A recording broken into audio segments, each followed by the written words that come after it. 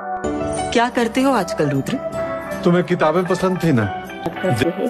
पुस्तकालय ज्ञान के भंडार होते हैं जो हमें सीखने के समान अवसर देते हैं, चाहे हमारी आर्थिक स्थिति कैसी भी हो। अब क्या सभी के लिए पुस्तकालय आवश्यक है? पुस्तकालय छात्रों, अभिभावकों व समुदाय के लोग जो इसमें रुचि रखते हैं सभी के लिए होना चाहिए। जहाँ तक मेरा मानना है, अभिभावक यदि बच्चों के साथ इसको पढ़े तो और अच्छा हो सकता है। शोधकर्ताओं के लिए तो यह महत्वपूर्ण संसाधन होता है। अगला हम लेते हैं पॉइंट, अच्छा बाल साहित्य किसे कहें? एक अच्छा बाल साहित्य वह है जो बच्चों के मानसिक और भावात्मक स्तर को ध्यान में रखकर लिखा गया हो, जिसमें मनोरंजन का बच्चों का पूर्ण ध्यान हो। इसके साथ साथ बच्चे का समग्र यानी कि सर्वांगीण विकास हो, उनका उसमें सहजता हो, सरलता हो और रोचकता हो।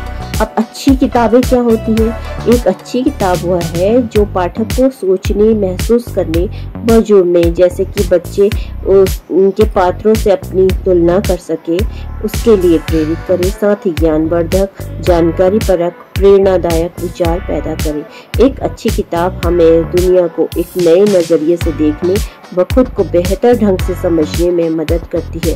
साथ ही हमें नई विचारधारा और नए दृष्टिकोण से भी परिचित कराती है।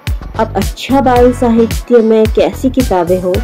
तो अगर हम बच्चों के उम्र और रुचि और उनके विकास के हिसाब से देखें तो नैतिक मूल्यों को बढ़ाने वाली हो, संस्कृति का ज्ञान कराने वाली हो, जादुई कहानियाँ हो, छोटे बच्चों के लिए परियों की कहानियाँ हो, राजा रानी की कहानियाँ हो, और बच्चों को पक्षियों और जानवरों की कहानियाँ पसंद होती हैं। विज्ञान, इतिहास, भूगोल का ज्ञान कराने वाली हो, कॉमिक्स हो, चित्र और संवाद वाली हो।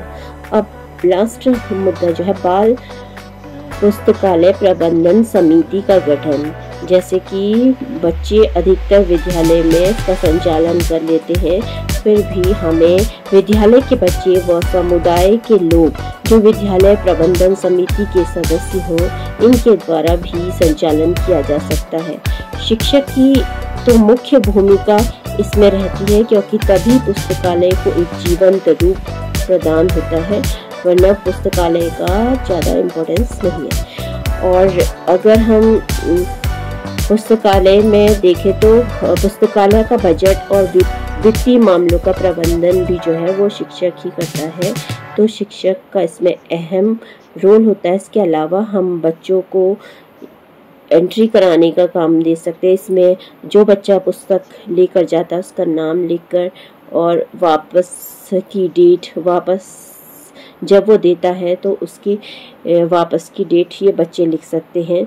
तो अगर हमने बच्चों से इस बारे में बातचीत की मैंने, तो बच्चों ने अपनी अपनी रुचि के अनुसार बच्चे जो है वो किताबों के बारे में बता रहे हैं, उन्हें किस तरह की किताबें पसंद हैं।